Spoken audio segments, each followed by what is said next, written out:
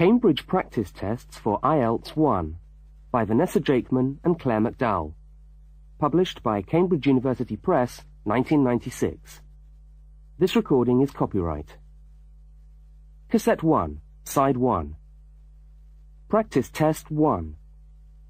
You will hear a number of different recordings, and you will have to answer questions on what you hear. There will be time for you to read the instructions and questions, and you will have a chance to check your work. All the recordings will be played once only. The test is in 4 sections. Write all your answers in the listening question booklet. At the end of the test, you will be given 10 minutes to transfer your answers to an answer sheet. Now turn to section 1 of your question booklet.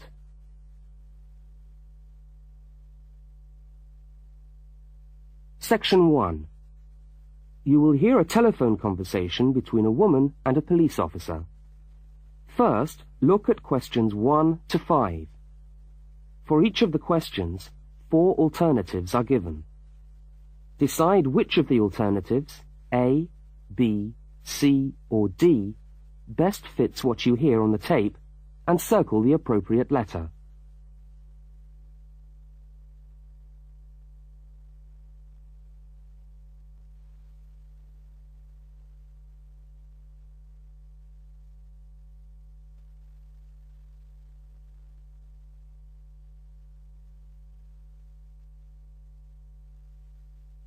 You will see that there is an example which has been done for you. On this occasion only, the conversation relating to the example will be played first.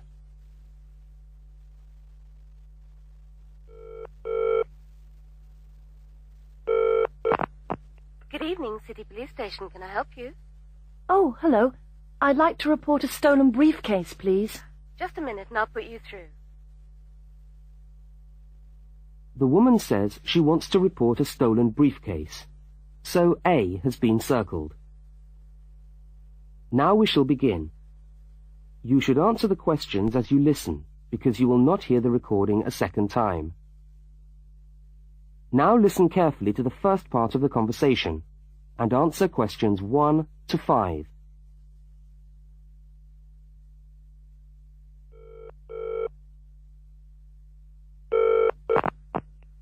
Good evening, City Police Station. Can I help you? Oh, hello. I'd like to report a stolen briefcase, please. Just a minute and I'll put you through. Lost property, can I help you? Oh, yes. I've had my briefcase stolen. Okay, I'll take some details.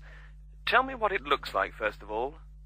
Well, it's a soft leather one, you know, not a heavy box type like a man's.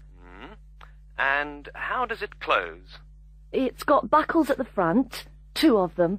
They're gold-plated ones. Fine. Was it locked? No, I'm afraid not. Never mind. Any distinguishing features? Pardon? Any marks or badges on it that make it stand out? Only the brand name. And where's that? It's on the back, at the bottom in the left-hand corner. It's saggy.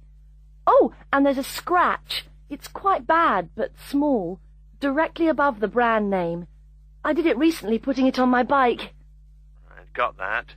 So, what did you have inside the briefcase?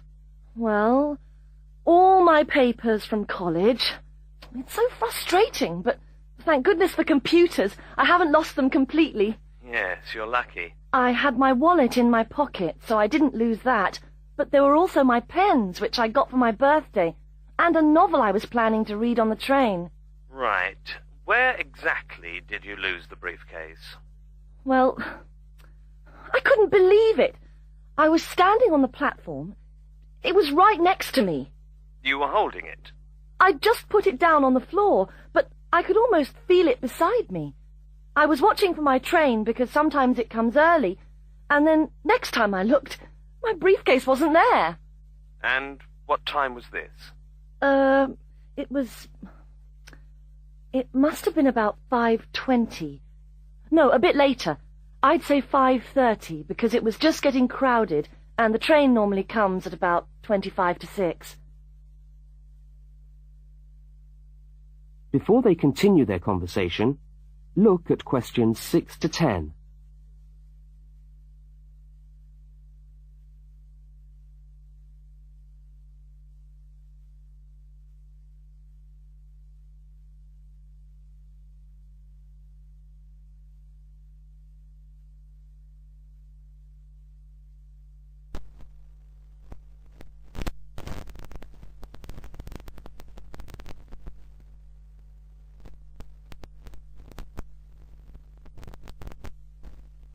As you listen to the rest of the conversation, complete the form by filling in the numbered spaces 6 to 10. Right. If you'll just give me some personal details. Yes. What name is it? I'm Mary Prescott. Can you spell that? Yes, it's Prescott.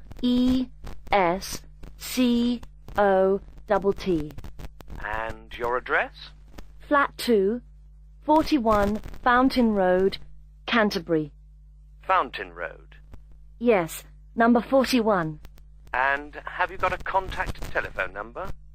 Yes, it's 752239. 752239. Fine. One last question. What would you say the value of your briefcase is? Including the contents? Yes. Just a rough estimate is fine. I'm not sure. Well, the briefcase itself is quite new. I bought it last month for £40. I suppose about £65. The contents are worth about £20 or £25 at least. That's fine. Well, if you could come down to the station tomorrow, you can sign this form and have a look at what we've got here. Okay, thanks. Bye. Goodbye.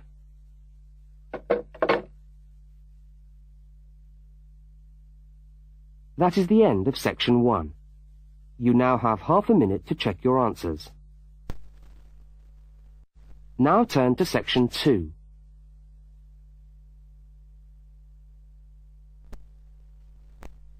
Section 2. You are going to hear a news report from an Australian radio program.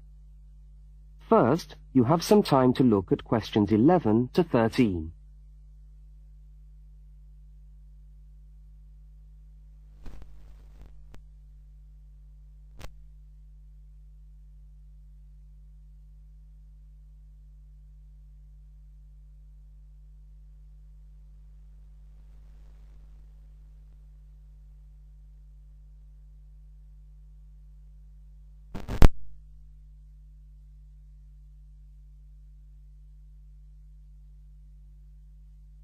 Now listen to the news headlines and tick the 3 other items which are mentioned.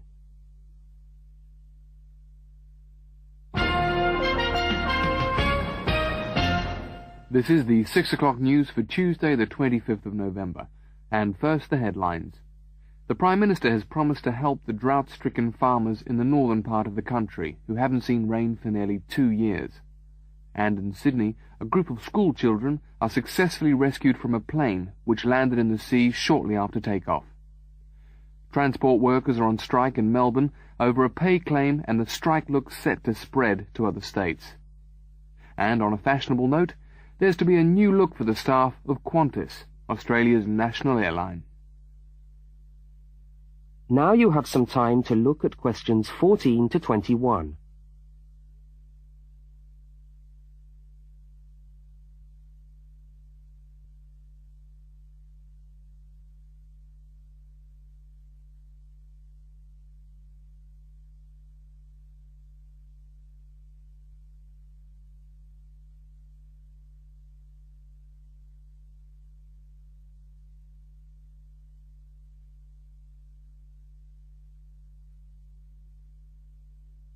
As you listen to the rest of the news, complete the notes in the spaces provided. The Prime Minister has pledged today that he will make $250 million available to help the drought-stricken farmers who have not seen rain for years get through the next 5 years. Money that was to have been spent on the restructuring of Sydney's road system has been reallocated to what the Prime Minister described as a more worthy cause. Farmers are to receive financial assistance to help see them through the worst drought in over 50 years. Many farmers feel that while the money is welcome, it has come too late to save them and their farms from financial ruin, and are angry that the government did not act sooner. A group of school children who were travelling in a privately chartered aeroplane from Sydney to Queensland to take part in a musical concert found themselves swimming for the shore when their aeroplane had to land in the sea just 3 minutes after taking off from Sydney Airport. The pilot managed to bring the aircraft and its 50 passengers down safely in the calm waters of Botany Bay, where boats and pleasure craft were able to come to the rescue of the boys. The fact that it was a weekend meant that there were hundreds of boats in the bay enjoying the good weather, and this undoubtedly helped the rescue operation. "We owe our lives to the skill of the pilot," said one of the boys, but the pilot replied modestly that it was all part of a day's work. However, all their musical instruments were lost, and they never got to play at the concert. That is the end of section 2. You now have half a minute to check your answers. Now turn to section 3.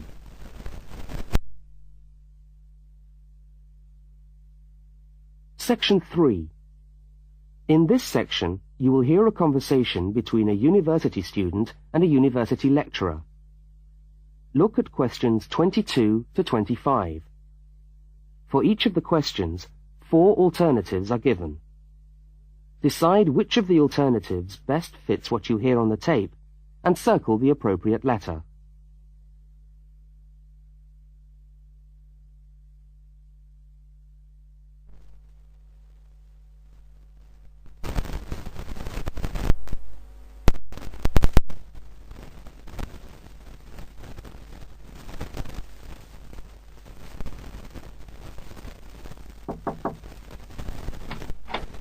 Hello. Can I come in? Oh, yes, come in. How can I help you? I was looking for the economics office. I've been all over the arts faculty building looking for it, but I could only find the School of Accounting and Economic History. Is this the right place? Yes, this is the School of Economics. Oh, good. I'm a new student, and I was wondering if someone could give me some information. Well, I might be able to help. I lecture on that program. What do you need to know? Well, quite a few things, actually. Firstly, how many lectures a week do I have to attend? Well, the Economics 1 course is a double unit. So there are 2 lectures a week and 1 tutorial. Oh. The lectures are scheduled for Tuesday and Thursday. What time? Let me see. You know, this information is all in the handout, which you should have received yesterday at the orientation meeting. Oh, was there a meeting yesterday? I didn't know about that. No one mentioned... Yes, there was. But never mind. Now, lectures are at 4 in the afternoon. Ooh, 4's a bit late. I've got a part-time job that starts at 4:30. Well, you can't be in 2 places at once, can you? And attendance at lectures is necessary. We expect at least 90% attendance at this university, you know. 90%? That's high. Do they enforce that rule? Yes, we do. We're pretty strict about it, actually. And what times have been set down for the tutorials? Do you have that information? That's a very well-attended course, so there's a number of tutorial times.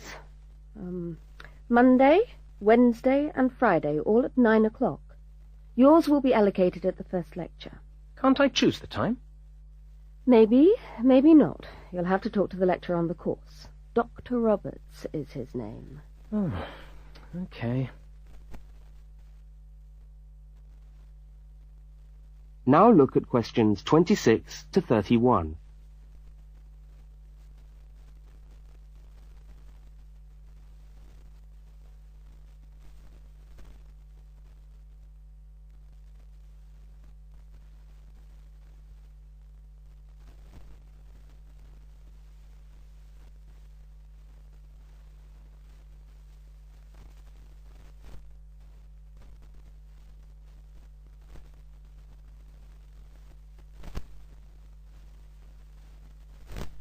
As the conversation continues, complete the notes in the spaces provided.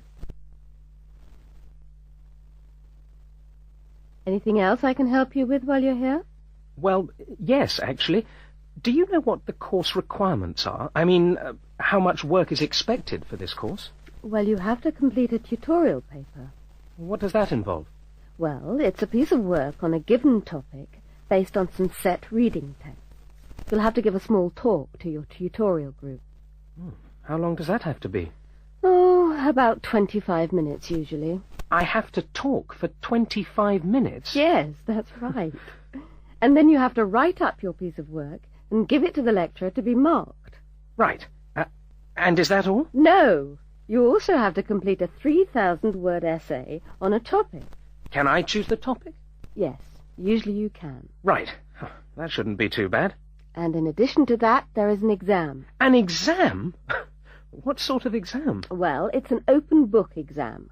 Does that mean I can have the textbook with me during the exam? Yes, that's right. And can you give me any idea about the content of the first year of economics, so that I can get into some reading? Well, you'll be getting the reading list next week when lectures start. All the books are in the library. Yes, but won't everyone else take them out as soon as they get the reading list too? Well, yes, they might. But most of the important ones are held in closed reserve. That's a part of the library where you can go to read books, but you can't take them out of the building. What did you call that section of the library? Closed reserve. However, we do recommend that you buy the core books. You'll find them useful, and you'll need them for the exam. Yes, I suppose I will. But what is the focus of the course? Well, the course at this university has a vocational focus. That is, a focus on preparing its graduates for work. So we're orientated very much towards employment. Oh, so my chances of getting a job are good? Well, provided you get good results. Well, look, thanks for your time. You've been really helpful. That's fine. See you next week, then.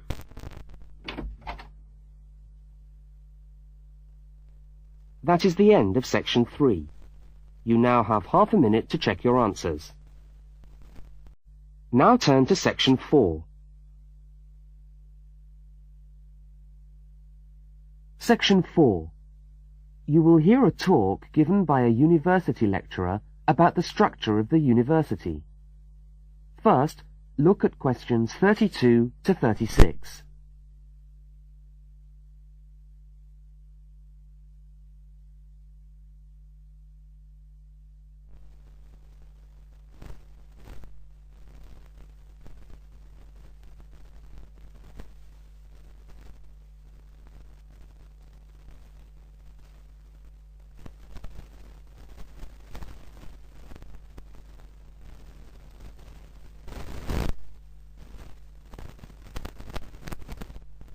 Now listen and answer questions 32 to 36.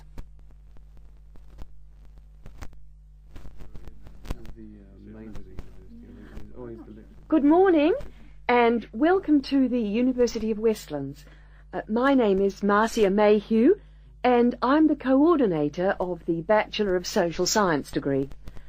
This morning, I'd like to tell you about the structure of the university and about some of the requirements of the degree that you're about to enter. The Bachelor of Social Science is in one faculty within the university. That is the faculty where I work, known as Arts and Social Sciences. Here on this campus we also have the faculties of Architecture, Law and Science and Technology, among others. It's important to know something about the structure of the faculty because as you go through your course, you may need to call on members of the staff to help you. At the top of the faculty, we have a dean, and below the dean, we have 3 divisions. Each division has a divisional head, and your degree is located in the Division of Social Sciences. Within each of the divisions, there are the departments, and each of these offers the different degrees. For instance, 2 of the departments which offer the major subjects for your award are sociology and psychology. Each has a departmental head, but for practical purposes, the people you are going to see the most of are myself as coordinator of the Social Sciences degree and the actual lecturers who are teaching the subjects that you are taking. For instance, in the first semester, you'll be doing 4 subjects: psychology, sociology, history, and economics. If you have any problems or difficulties, not that I'm anticipating you will, but you never know, then you should go and see your lecturers. For instance, you may find that you can't meet a deadline for an essay, or perhaps you're having problems with attendance. These seem to be the 2 most common problems that students face.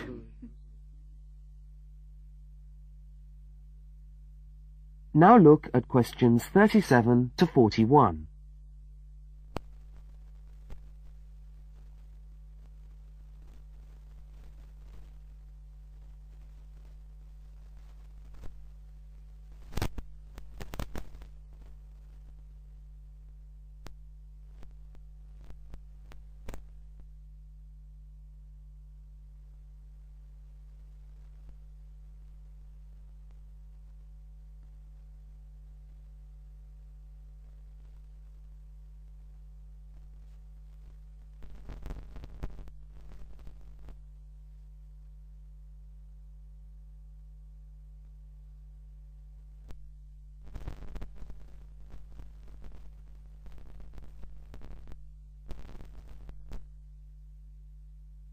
As you listen to the rest of the talk, answer the questions 37 to 41.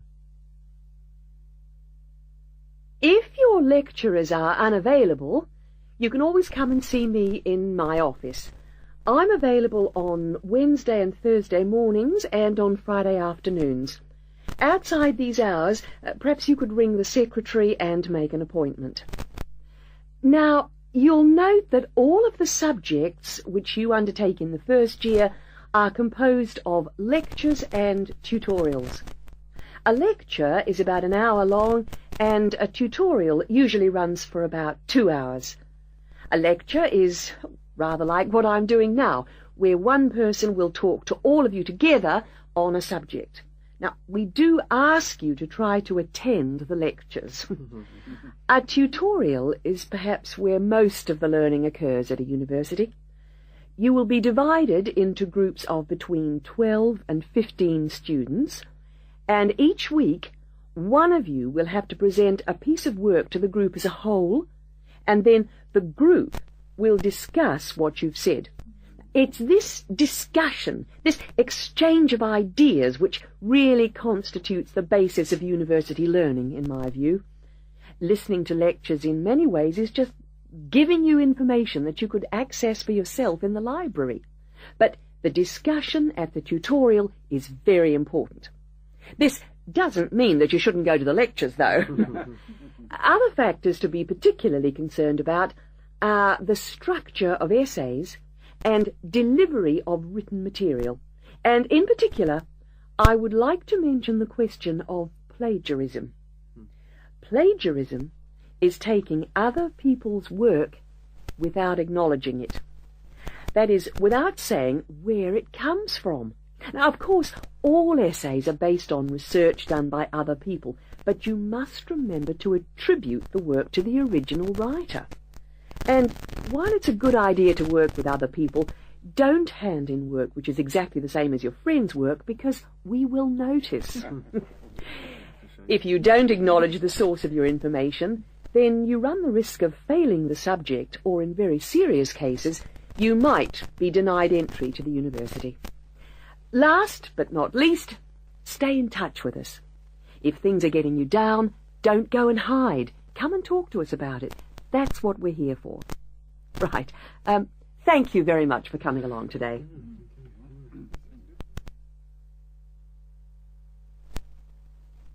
That is the end of section 4.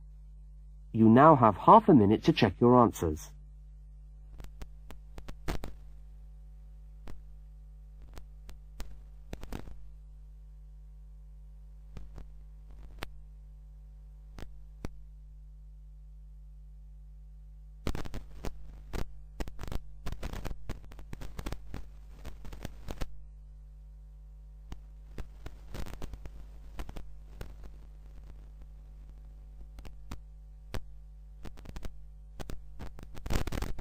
That is the end of the listening test. You now have 10 minutes to transfer your answers to the listening answer sheet.